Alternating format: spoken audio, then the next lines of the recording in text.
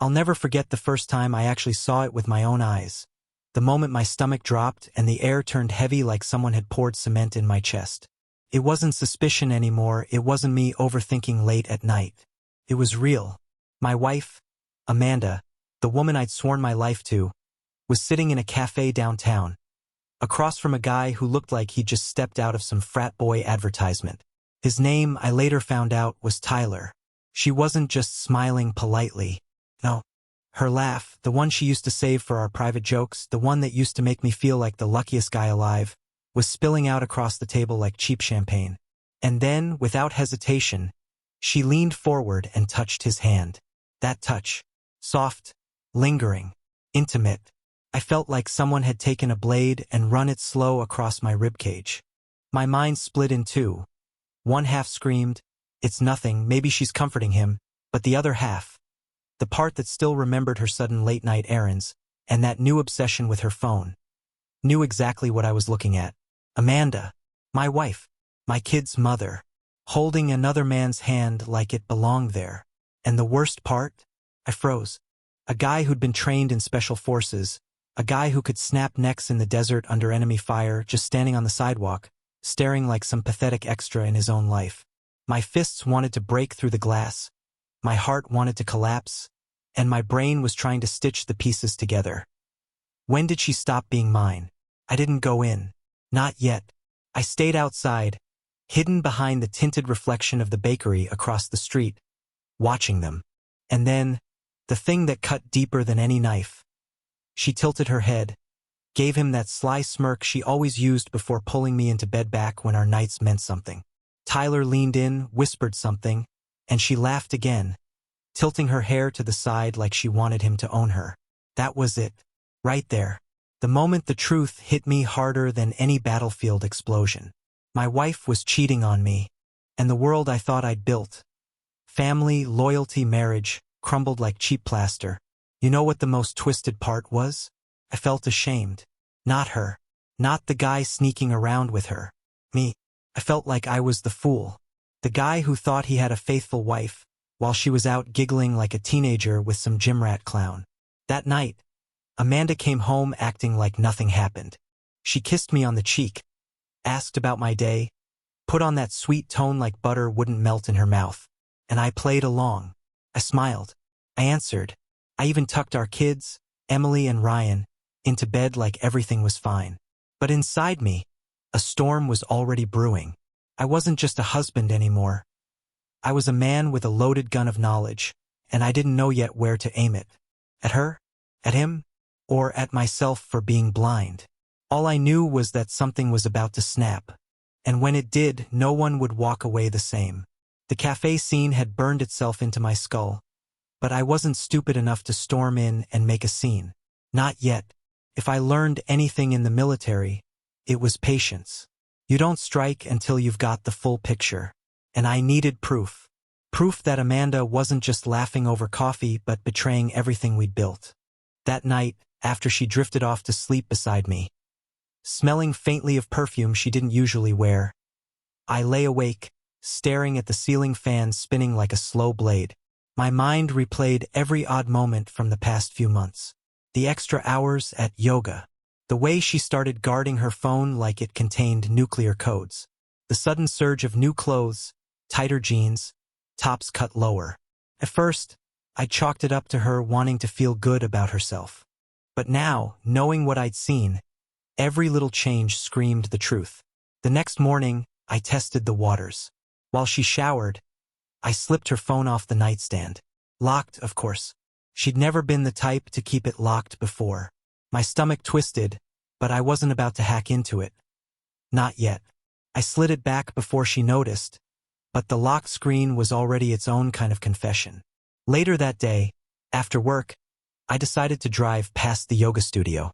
Call it instinct. Call it paranoia. Whatever it was, it pushed me to circle the block, watching for her car. And there it was, parked not near the studio but down the street outside a bar called the Copper Tap. My pulse hammered. She wasn't stretching on mats with girlfriends. She was inside with him. I didn't go in. Not yet. I needed to know more. Instead, I parked a few cars down and waited. 40 minutes later, I saw them walk out. Amanda, laughing too loudly, her hand brushing Tyler's arm. He leaned close, whispered something, and she slapped his chest playfully like some high school crush. Then, clear as daylight, he kissed her. Not a peck, not a maybe it's friendly kind of kiss. Full, greedy one. She didn't pull away. I gripped the steering wheel so hard my knuckles ached. Rage boiled through me, but there was another feeling too. A hollow, icy kind of hurt that made me feel small. Amanda wasn't mine anymore. She hadn't been for weeks, maybe months. And here I was, hiding in my own car like some coward, watching my marriage disintegrate through a windshield. The next day, I decided to dig deeper. I wasn't going to let her gaslight me into thinking I was crazy. I checked our shared credit card account online. There it was, charges at restaurants I'd never been to, movie tickets, even a hotel room once. My chest tightened. She was using our money to fund this betrayal. To feed him, entertain him, maybe even share a hotel bed with him. The thought made bile rise in my throat. I snapped a screenshot of everything. Evidence. Hard proof.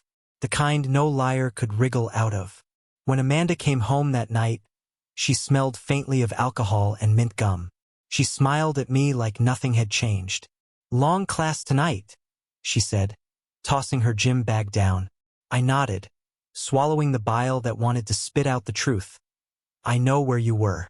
I know who you were with, but I didn't. Not yet." Instead, I just watched her move around the house, playing wife, playing mom, as if she hadn't been with him hours earlier. She even kissed Emily goodnight with those same lips. The same lips that had just been on Tyler. That was when I knew. This wasn't just a fling. This wasn't just some mistake she was about to confess. Amanda was living a double life, smiling in my face while sneaking around behind my back. And sooner or later, one of us was going to break. I wasn't sure yet if it would be me or her. The hardest part wasn't finding the evidence. The hardest part was carrying it, day after day, like a live grenade in my pocket. I had the screenshots, I had the memory of them kissing outside the copper tap. I had every red flag lined up like dominoes. What I didn't have was the courage to finally slam it all on the table and watch what happened when they fell. But it came. Oh, it came. It was a Saturday evening. The kids, Emily and Ryan, were at my sister Jessica's house for a sleepover. Amanda had planned it, told me she needed a little downtime. I'd nodded, playing along. But something about the way she curled her hair, put on her short black dress, and dabbed perfume on the insides of her thighs made me snap inside. She wasn't dressing up for me. She hadn't dressed up for me in months. As she reached for her purse, I stopped her. "Where are you going?" I asked. My tone was sharp, not casual like before. She froze for half a second, just half, but I saw it. That flicker of guilt. Then, quick as lightning, she put on her bitchy mask and rolled her eyes. "Yoga dinner," she said. "I told you already. Don't start being clingy." The laughable lie made my blood pressure spike. I walked to the counter, pulled out my phone, and dropped it on the table. Screenshots glared up at her like spotlights. Restaurant charges, hotel receipts, the kiss outside the bar. "Yoga, huh?" I said, my voice low, dangerous. Amanda's face drained. Then, just as quickly, it twisted into defiance. "You've been spying on me? What the hell, Mark?" She always did that. Flipped the script, turned herself into the victim. Classic. I leaned forward, my fists on the table. "Spying? No, Amanda. I'm surviving. Because you've been lying. Don't you dare stand there and insult me with more **T. She crossed her arms, her eyes sharp and mean. "So what if I had dinner with Tyler? He listens to me. He actually cares. You're always busy playing soldier in your head. Acting like some hero. Newsflash, you're boring." That hit like a sucker punch. Boring. After everything I'd done, every sacrifice, every night I broke my back for this family. She had the audacity to call me boring? My voice rose, louder than I intended. "You kissed him, Amanda. Don't play games. You let another man put his hands on you. That's not dinner. That's betrayal." She smirked then, and I swear it was the most bitchy, poisonous expression I'd ever seen. Maybe I wanted to be betrayed. Maybe I wanted a real man for once. My vision tunneled. I slammed my fist on the table so hard a glass toppled and shattered on the floor.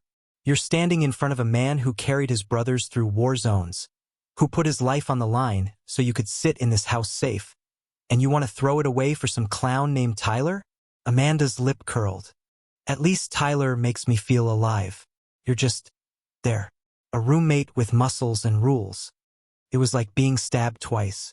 Rage and heartbreak twisted together until I could barely breathe. I wanted to scream, to shake her, to demand why the hell she would torch everything we'd built. But then, suddenly, I laughed. A broken, bitter laugh. Because I realized she didn't care. She wasn't sorry. And then it happened. The moment that will be burned into me forever. Her alpha man, Tyler, actually had the balls to show up. He walked right up to our porch, didn't even knock.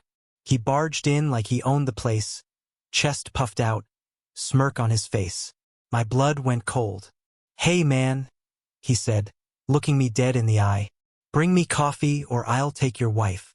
Before I could even react, he shoved me, hard, from behind, right in front of Amanda, in front of my kids' photos on the wall. Amanda laughed. She actually laughed. That was the breaking point. Instinct took over. The years of training, the discipline, the rage all blended into one. I turned on him with precision, used every ounce of my special forces background, and within seconds Tyler was on the floor choking, his face smashed, his body trembling. By the time I was done, he was alive, yes, but barely. Let's just say, from that day on, Tyler drinks through a straw. I stood over him, breathing heavy, Amanda staring at me with wide eyes. Not out of love, not even out of fear. Out of anger, like I was the one who ruined her fun. That was when I knew my marriage wasn't cracked. It was shattered. I thought the confrontation would bring some kind of release. I imagined that once the truth was out in the open, I'd feel lighter, stronger, maybe even vindicated. But that's not how betrayal works.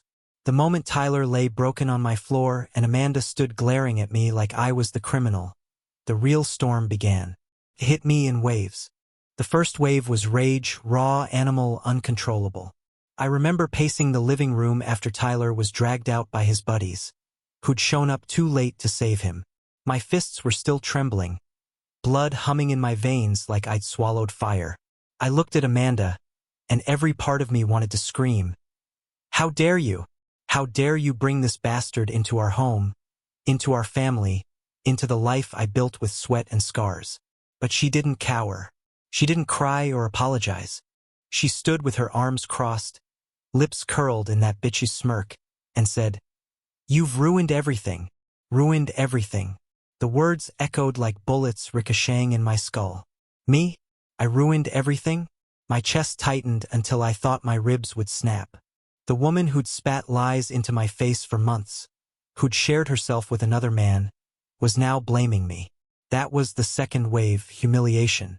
I felt small, pathetic, stripped bare. All those nights I'd trusted her. All the times I told friends, "Amanda's solid. She's my rock," came back to gut me. I felt like the fool at the center of some cruel joke. A man who could dismantle enemies in combat but couldn't see the war happening in his own home.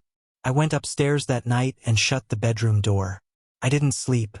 Instead, I sat on the edge of the bed, staring at the pictures on the dresser. Emily's toothless grin, Ryan in his soccer uniform, Amanda kissing me at our wedding. Those frozen smiles mocked me. They belonged to a life that no longer existed. The third wave was grief. That one hurt the most. Rage kept me on my feet. Humiliation made me clench my jaw, but grief knocked me flat. I thought about the mornings we used to share coffee before the kids woke up, the road trips blasting music, the nights she fell asleep on my chest. Were those moments real or just another mask she wore until she found something or someone shinier? I cried. I'll admit it. Not the quiet, dignified tears you see in movies. No, I broke down like a child, fists pressed to my eyes, choking on sobs I couldn't control. My chest heaved, my throat burned, and I hated myself for it. I hated that she still had that power over me, even after spitting in my face with her betrayal. The next morning, I walked into the kitchen. Amanda was there, leaning against the counter with a cup of coffee, scrolling her phone like nothing happened. When she looked up, she didn't look guilty. She looked annoyed. "You're being dramatic," she said flatly. "People have affairs, Mark. It doesn't mean the world is ending." That was the fourth wave, disgust. Disgust at her arrogance, her total lack of remorse. Disgust at myself for still, in some twisted corner of my heart, wanting her to choose me again. I laughed, bitter and hollow. "People have affairs? Is that what you're telling our kids someday?" "Sorry, Mommy was just being trendy?" Her face hardened. "Don't you dare drag the kids into this." That was rich, coming from her. She'd already dragged them into it by parading her little fling around town, by letting him shove me in my own home while our children's photos looked on. The days that followed blurred. I went to work but barely functioned. Every time I saw a couple holding hands, my stomach twisted. Every time I smelled her perfume lingering in the hallway, I wanted to smash something. Nights were the worst. The bed felt colder, wider, lonelier. She still slept in it, but there was a gulf between us so wide it might as well have been an ocean. I cycled through all the emotions on repeat. Rage, humiliation, grief, disgust. Sometimes I wanted to throw her out that very night. Sometimes I wanted to beg her to tell me it was all a nightmare.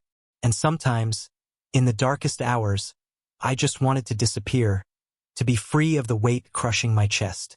But in the middle of all that chaos, a small ember began to spark inside me. A strange, dangerous ember called clarity. I started to realize Amanda wasn't the woman I fell in love with anymore. Or maybe she never was, and I'd just been too blind to see the rot underneath the smile. Either way, the truth was simple. The marriage was dead. And the only thing left was deciding what kind of man I was going to be now that I knew. The days after the confrontation stretched into something like purgatory. I wasn't living, not really.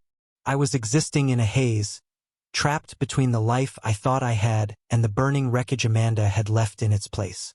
Every morning, I'd wake up and see her moving around the house as if nothing had happened. Making coffee, humming under her breath, scrolling through her phone, and every morning I had to fight the urge to scream until my lungs gave out.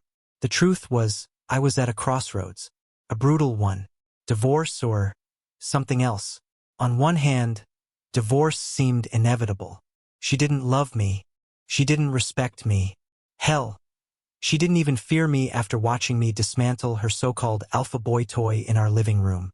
Instead, she acted like I was an inconvenience, a stubborn obstacle blocking her way to her new shiny life. What kind of future could exist with a woman who looked at her husband like that? But on the other hand, there were Emily and Ryan. Two innocent kids who loved their mom and dad, who believed in bedtime stories and Saturday pancakes. Divorce would split their world in half, force them to choose who to trust, where to live, how to navigate a storm they never asked for. The thought of breaking their hearts crushed me more than Amanda's betrayal ever could. I found myself scribbling lists late at night when the house was quiet. On one side, divorce, freedom, peace, a chance to rebuild. No more lies. No more bitchy smirks thrown across the kitchen like daggers. On the other side, stay. Keep the family together. Protect the kids from broken home scars. Maybe even pretend it never happened, though the thought made bile rise in my throat. Amanda didn't help matters. She was colder than ever. Every conversation turned into a battlefield where she twisted blame back onto me. "You're paranoid. You're suffocating. Maybe if you'd been more fun, I wouldn't have looked elsewhere." Words like venom dripping from her lips. She didn't even try to patch the wounds. She pressed her heel into them. One night I asked her directly, "Do you want a divorce?" My voice was calm, but my heart pounded like a drum. She didn't even hesitate. She smirked, set her wine glass down and said, "I want a real man. Whatever path that takes, I'll follow it." It was the cruelest answer she could have given. Not a no, not a yes, just a dagger dipped in mockery. The next day, I drove to see my old buddy, Mike, another guy from my Special Forces unit. He'd been through hell, divorce, custody battles, rebuilding his life from scratch. I told him everything. He didn't sugarcoat it. "She's done, brother," he said, leaning back in his chair. "You can fight for scraps if you want, but she's not your wife anymore. She's an enemy in your own house. And the longer you hesitate, the deeper she'll cut you." His words sat heavy in my chest. He was right. I'd been treating this like a wound that might heal with enough bandages. But it wasn't a wound. It was cancer. And you don't negotiate with cancer, you cut it out before it spreads. That night, I stared at the ceiling again, listening to Amanda's soft, steady breathing beside me. The woman I once thought was my forever. And I made my decision. Divorce. Not out of weakness. Not out of revenge. Out of survival. Out of love for my kids, who deserved a father who wasn't being slowly hollowed out by betrayal. Out of love for myself, because no man should die a slow death in his own home, chained to a woman who sneers at him behind his back. The next morning I told her, straight-faced, cold, "I'm filing. We're done." She laughed. Actually laughed. "Good luck without me," she sneered, sipping her coffee. "You'll come crawling back." But for the first time in months, her words didn't pierce me. They slid right off, because I'd made the choice, and with that choice came a strange, powerful clarity. I was stepping out of the wreckage, leaving her to burn in it if she wanted. It wouldn't be easy, custody, lawyers, money, but it would be mine. My decision. My path. And for the first time since I saw her in that cafe with Tyler, I felt something close to peace. Filing for divorce felt like detonating a grenade. Once I pulled the pin, there was no going back. The papers were drafted, my lawyer prepped, and Amanda was served within a week. I thought maybe, just maybe, the reality of it would shake her. That she'd drop the smirk, show some human side, maybe even shed a tear for the life we were throwing away. But Amanda, she didn't flinch. She opened the envelope, skimmed the pages, and smirked. "About time," she said, tossing the papers onto the counter like junk mail. That single moment told me everything. She was too far gone. Too drunk on her new freedom. Too wrapped up in her fantasies of Tyler, or whoever else came next. She didn't want to fight for us. She wanted to bury us. The aftermath wasn't clean. It was a battlefield. The first skirmish? Custody. Amanda tried to paint herself as the sainted mother, claiming I was violent because of what I'd done to Tyler. Never mind that Tyler had stormed into my house, shoved me in front of my kids' photos, and threatened to take my wife like she was property on a shelf. Amanda twisted it into some sob story about me being unstable. I sat in that courtroom, jaw tight, listening to her lies pour out like oil. "Mark has anger issues," he snapped. "He's dangerous." Her voice cracked at all the right moments, crocodile tears rolling down her cheeks. She knew exactly how to play the role of the poor, fragile wife. But I had evidence. My lawyer laid it all out, receipts, messages, witness accounts. And when Tyler tried to testify against me, limping into court with his jaw wired shut, the judge asked him one question. "Why were you in Mr. Carter's house that night?" Tyler's silence said it all. The judge split custody 50-50. It wasn't perfect, I wanted full custody, but it was enough. I'd still see Emily and Ryan half the time. I promised myself those halves would be whole. No distractions, no bitterness spilling onto them. Just love. The second battle? Money. Amanda wanted the house, the car, alimony, the works. "I sacrificed my youth for you," she told the mediator. As if raising kids and betraying me with barroom gym rats was some noble sacrifice. I fought back. Hard. My lawyer carved through her demands like a scalpel. In the end, she got less than she dreamed of, but enough to keep her smug. She walked out of that room with her head high, not broken, not humbled. Just Amanda, still bitchy, still convinced the world owed her. But the real war? It wasn't in court. It was at home. The nights without my kids were hell. The silence was deafening.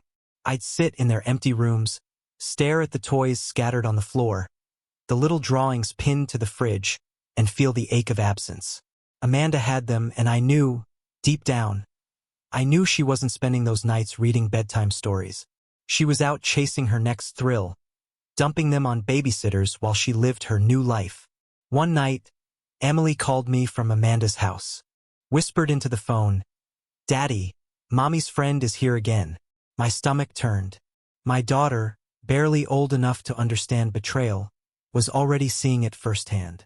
I clenched the phone, my voice steady but my heart in shreds. "It's okay, sweetheart. Daddy loves you. I'll see you soon." After we hung up, I punched the wall until my knuckles split. The rage was back, burning like gasoline. Not because Amanda had a new man. She could have 100 Tylers, for all I cared.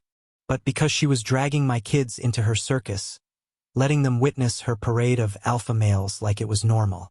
Still, amid the chaos, there were moments of light. The first weekend I had Emily and Ryan all to myself. We baked cookies, built a blanket fort, and fell asleep watching cartoons. No shouting, no lies, no bitches smirks poisoning the air. Just me and them safe. Whole. That's when it hit me, this was my new mission. Not saving Amanda. Not fighting Tyler or the court system. Saving my kids. Giving them a father they could look at without flinching. A home they could step into without feeling like pawns in some twisted game. The aftermath wasn't neat. Amanda still threw jabs every chance she got.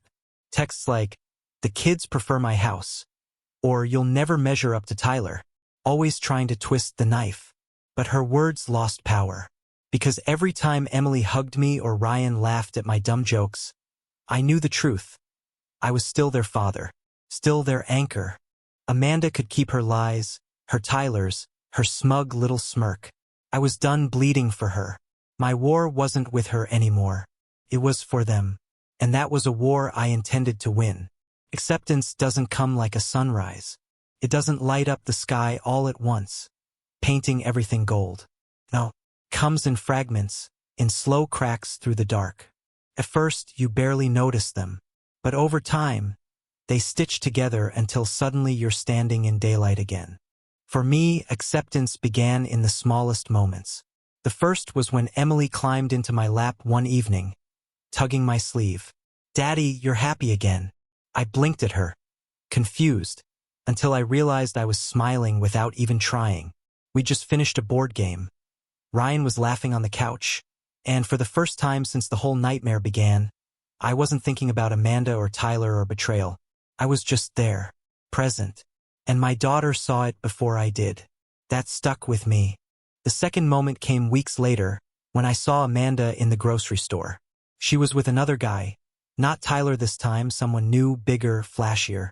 She spotted me by the frozen aisle, smirked and leaned into him, her hands sliding over his chest in that same rehearsed move she used to reel me in years ago. But here's the thing, I felt nothing. No rage, no humiliation, just nothing. She wasn't my wife anymore. She wasn't even Amanda, the girl I fell in love with. She was just a stranger with my kid's last name. For the first time, I saw her clearly. Not as a goddess fallen from grace. Not as a demon who ruined my life. Just a bitter, hollow woman chasing validation in anyone who gave her a second glance. That was freedom. Of course, it wasn't all neat. Some nights, I'd still lie awake and replay the betrayal. Her laugh across the cafe table. The receipts, the smirks, the push Tyler gave me in my own house. Those memories had claws, and they didn't let go easy. But every time they pulled me under, I reminded myself, that's not my life anymore. That's hers. And she can keep it. I started filling the empty spaces with something new. I hit the gym harder than ever, not just for strength but for sanity. Every drop of sweat burned out the poison she'd left in me. I reconnected with old friends, guys I drifted from during the marriage because Amanda didn't like them. They welcomed me back without judgment, beers in hand, shoulders ready if I needed them. And then there were the kids, my mission, my anchor. Every weekend, every holiday, every scrap of time the court allowed me, I made it count. We camped in the backyard, roasted marshmallows, built model airplanes, took road trips with the windows down and music blasting. I wasn't perfect, but I was there, fully, and I could see it in their faces. They trusted me. They felt safe with me. That was worth more than anything Amanda could dangle with her empty words. The real turning point, though, came one night when Ryan asked me a question that split me open. He was quiet, fiddling with his Legos, and then he said, "Daddy, why don't you and Mommy love each other anymore?" I froze. My throat tightened. My heart cracked. How do you explain betrayal to an 8-year-old? How do you tell him his mother traded loyalty for cheap thrills? I knelt beside him, placed a hand on his shoulder. "Buddy, sometimes grown-ups make choices that hurt each other. But no matter what, I will always love you. That's one thing that will never change." He nodded, eyes still confused but comforted. That was enough for now. Later, alone, I cried again. Not for Amanda this time, but for my kids. For the innocence they'd lost. For the questions they'd carry. But even through the tears, there was steel in my chest. Because I knew I'd never let them feel abandoned. I would bleed, crawl, fight, whatever it took. So they'd always know their father was unshakable. Acceptance wasn't forgiving Amanda. Hell no, I'd never forgive her. But it was releasing her. Releasing the weight of her lies, her smirk, her cruelty. Letting her rot in her own choices while I built something stronger, cleaner, better. One night, staring at the ceiling fan that had witnessed so many sleepless hours, I whispered to myself, "You survived, Mark. You walked through hell and you're still standing." And for the first time, I believed it. When I look back now, it feels like I lived two separate lives. The first life was before the betrayal. Naive, devoted, blind to the cracks forming under my feet. The second life is everything after. Sharp, raw, and painfully real. And as much as I hate Amanda for what she did, I can't deny it. Her betrayal forged me into something I never would have become otherwise. I used to think loyalty was enough. That if you worked hard, stayed faithful, and provided for your family, your marriage would hold strong. I was wrong. Loyalty means nothing if it's not shared. I could have been Atlas himself, holding up the weight of our world. But Amanda chose to torch it anyway. That's the first lesson I learned. Never mistake your own commitment for someone else's. The second lesson? Pay attention. Looking back, the signs were all there. The sudden obsession with her phone. The new clothes, the late nights, the excuses that didn't add up. I ignored them because I wanted to believe in her. I wanted to protect the image of the perfect wife more than I wanted the truth. That blindness almost destroyed me. Now I'll never ignore my gut again. If something feels off, it probably is. But the biggest lesson came later, after the rage, after the humiliation, after the grief. Came in the quiet, when I realized Amanda didn't take everything from me. She couldn't, because what mattered most wasn't her. It was Emily and Ryan. It was the man I still was beneath the scars. She could cheat. She could lie. She could laugh in my face while her so-called alpha shoved me in my own living room. But she couldn't erase the father, the fighter, the man I'd always been. People ask me sometimes, friends, coworkers, even guys who've heard whispers of the story, what advice I'd give if they found themselves in my shoes. I tell them straight, don't ignore the evidence. You're not crazy. If you feel it, if the puzzle pieces don't fit, there's a reason. Face it head on, even if it breaks you. Better a clean break than living chained to a lie. Confront it with truth, not fear. When I dropped those receipts on the table, when I demanded answers, Amanda tried to twist it back on me. They always do. Cheaters thrive on gaslighting. Don't let them. Plant your feet. Call it what it is, betrayal. Protect your kids at all costs. Divorce is messy, painful, and unfair. But children don't deserve to be pawns. Give them stability even if it kills you inside. Let them see strength, not bitterness. They'll remember that. Walk away with dignity. You can fight in court, you can fight for custody, you can fight for truth. But don't waste your life fighting for someone who already left you in their heart. Amanda wasn't my wife anymore long before the papers were signed. Accepting that saved me. Rebuild yourself. Don't let betrayal define you. Use it as fuel. Train harder, work smarter, reconnect with people who matter, and remember who you were before the lies. Betrayal may crack you open, but it also gives you a chance to rebuild stronger. When I tell people the story, the cafe, the receipts, the confrontation, the humiliating push in front of my own wife, The way I turned the tables with my training and left Tyler drinking through a straw, they always focus on the violence. They nod, say I was right to defend myself, even laugh at the image of the so-called alpha, slurping his meals like a toddler. But that's not the part that defines me. The part that defines me is what came after. The nights alone with my kids. The slow climb out of grief. The moment I saw Amanda with another man and felt nothing. That's where the real strength is, not in breaking bones, but in refusing to let betrayal break you. Amanda's gone now, living whatever shallow life she thinks will fill the void inside her. Maybe it's Tyler, maybe it's the next guy, maybe it's the bottle. Doesn't matter. She's just a ghost in my story. Me? I'm alive. I'm present. I'm building a life where lies don't poison the air, where my kids know their father stands unshaken. And if I could leave one message for any man reading this, it's this: don't fear betrayal. Fear wasting your life on someone unworthy of it. Betrayal hurts, yes, carves you open, leaves you bleeding. But on the other side of that pain is clarity, freedom, strength you didn't know you had. So if your Amanda laughs across a cafe table with her Tyler, don't crumble. Don't beg. Stand tall, face it, and cut the rot out of your life. You'll hurt. You'll bleed. But one day, you'll wake up and realize the truth. You didn't lose her. She lost you. And that, my friends, is the sweetest victory of all.